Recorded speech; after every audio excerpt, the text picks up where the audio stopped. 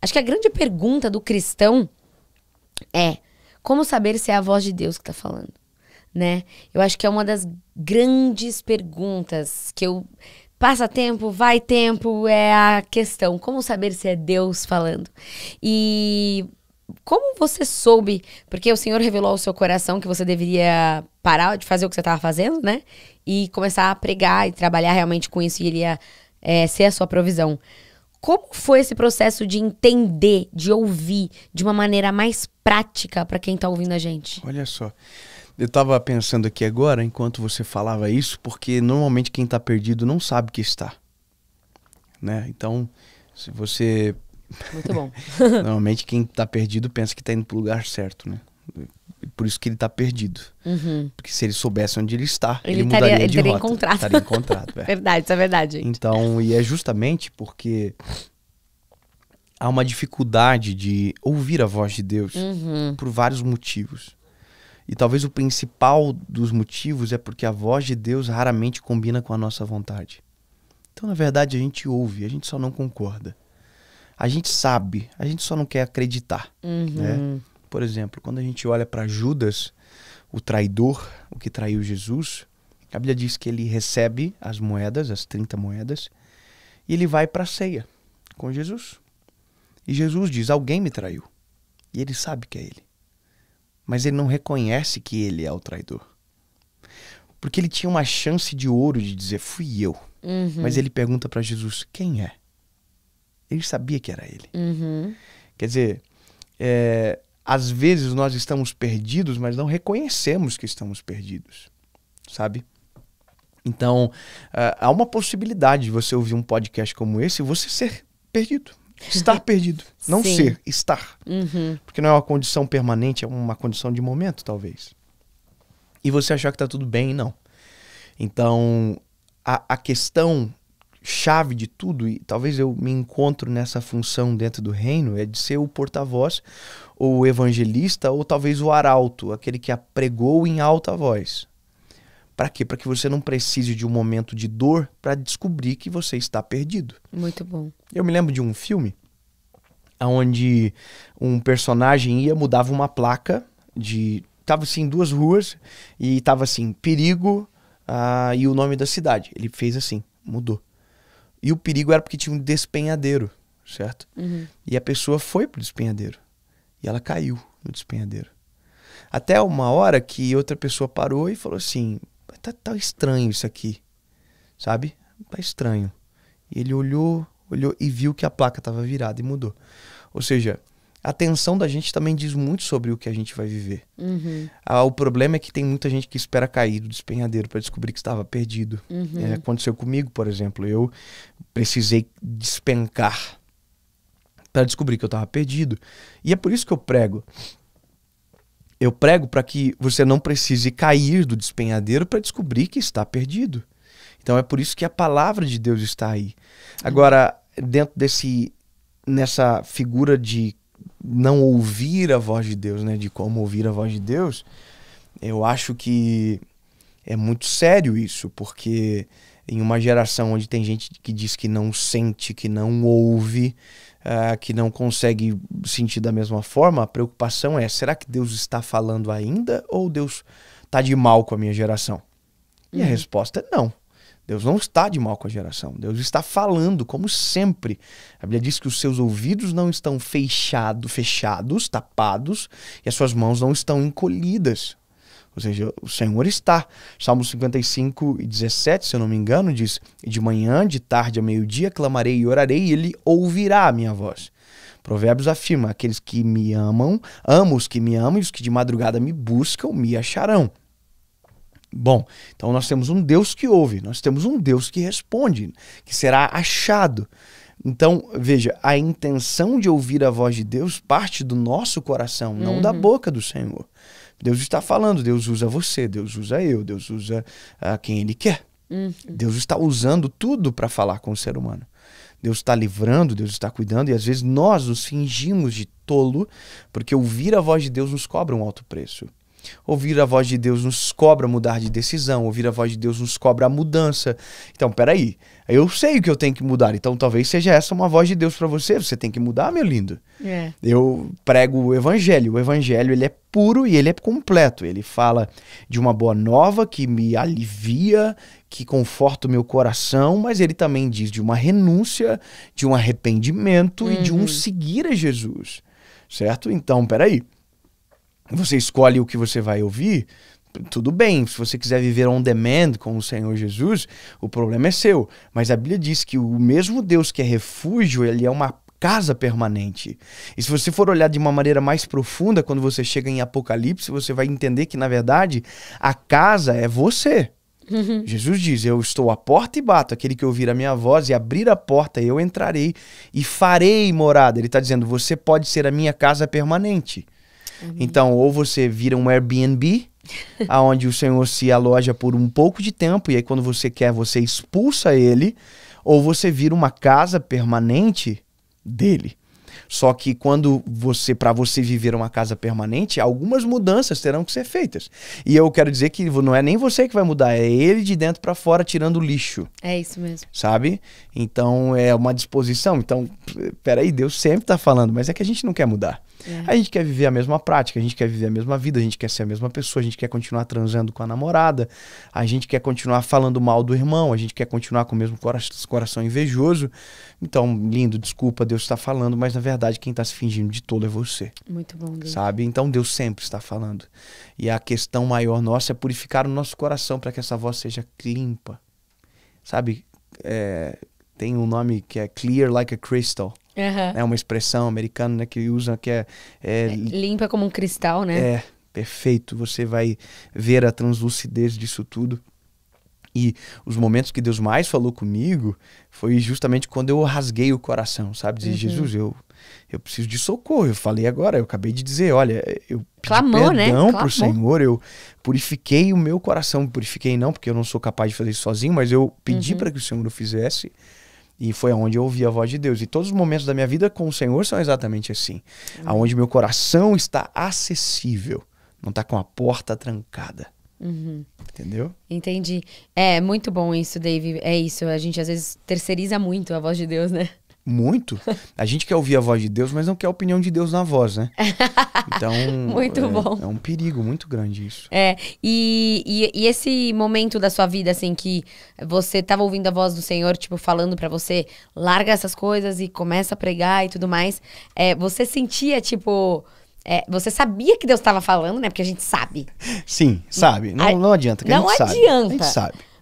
Mas você deu uma... Tipo, como foi isso pra você? Óbvio. Quer ver? Eu vou contar um testemunho bem rapidinho, uma história muito engraçada.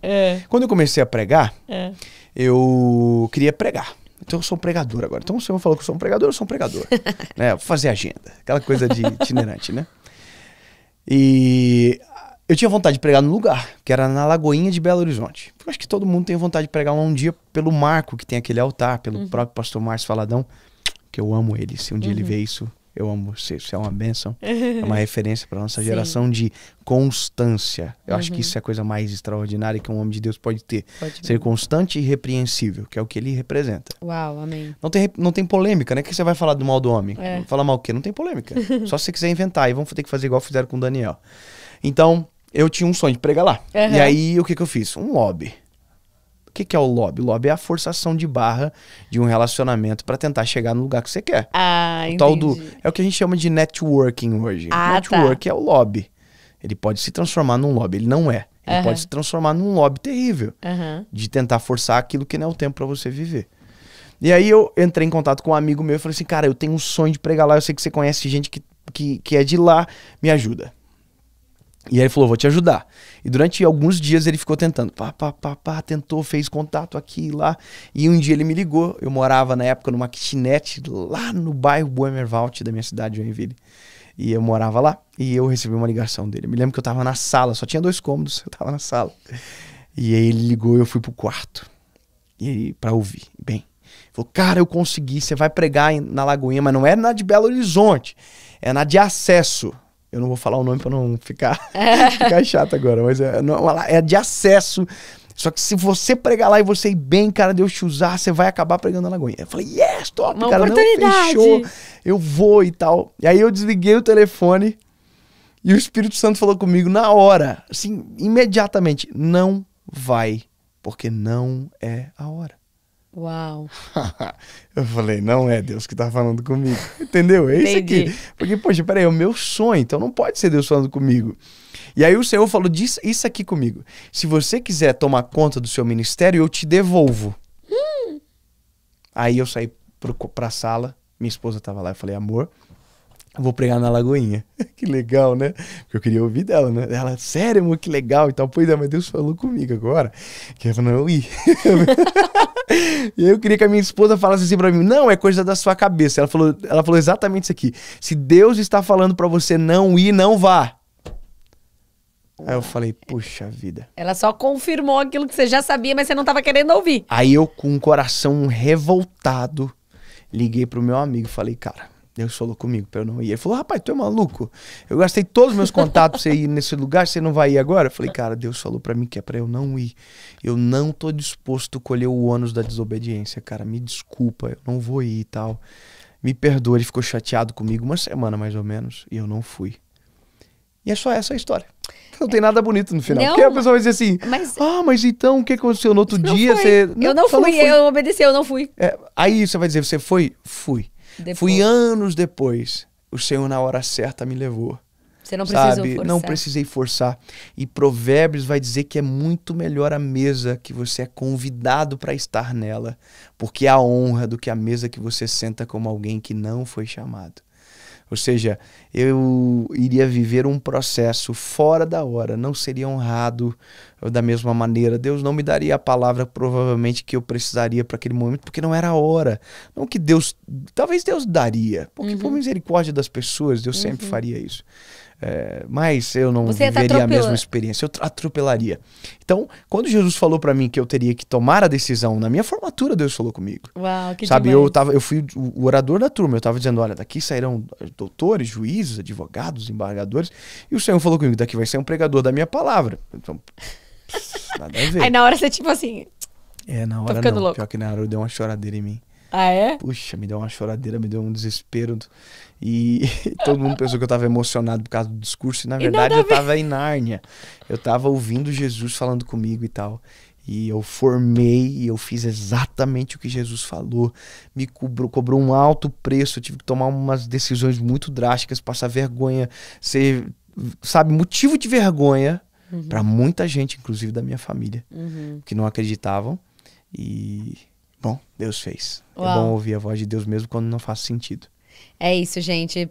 Nossa, muito bom. Porque acho que a gente mistifica muito, né, Dave? Fica aquela coisa, ai, Deus tem que falar de um jeito. Não, é no seu coração, é no seu espírito. A palavra fala que o espírito testifica, né? Então, tipo, o Dave tava ali falando e no espírito dele ele tava sentindo. Aí ele tava, tipo assim, tentando entender. Eu sinto muito desse momento, Dave, quando foi comigo também, que eu tava tocando, que eu até te contei. Genial isso, né? Eu tava tocando e o Senhor falou no meu coração. Não é mais nesse lugar que você vai estar. Ponto. E era assim, ó. E eu falo que era uma voz, era autoritário. Tipo, era assim, ó, pronto. Taxativo, né? Assim, com muita autoridade, assim, e convicção. E na hora eu falei assim, Senhor, mas eu tava tocando ali por aquelas 10 mil pessoas. Eu falei assim, Senhor, se for a tua voz, me mostra. E aí Deus, ele vai mostrando, né? Então, eu acho que é isso, é a paz também que você sente no coração, né, Dave? Até a gente tava conversando, que ele falou assim, eu senti paz de estar aí. Então, a paz que você sente, gente, é o maior sinal do que é a voz do Senhor. Então, que a gente possa conseguir cessar as outras vozes e ver o que realmente Deus tá falando naquele momento, naquela estação. Você falou uma coisa muito chave agora, muito, muito interessante. Cessar as outras vozes. Eu acho que esse é um resumo de muita coisa. Sim. Você tem que cessar algumas vozes para que a voz de Deus te acesse.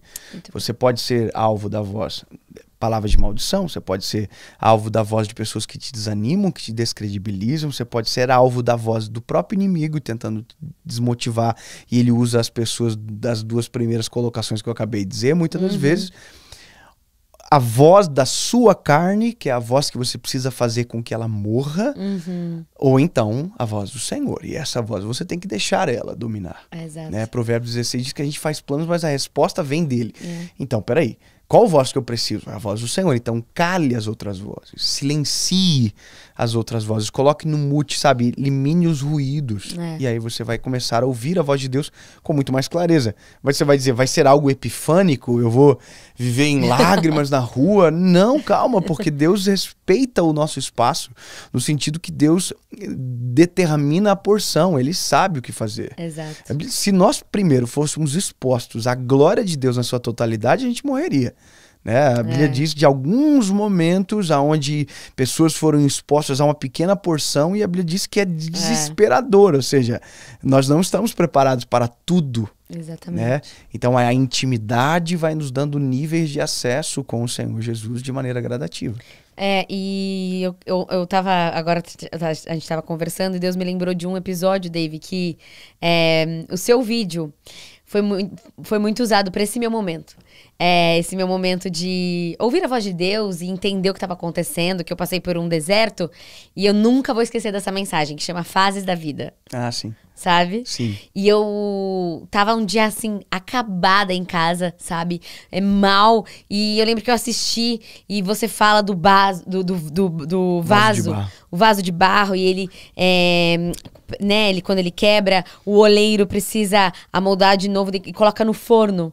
E no forno é sozinho, no forno é solitário, no forno é quente. Mas você precisa ficar naquele forno para que quando você saia, você não venha quebrar de novo.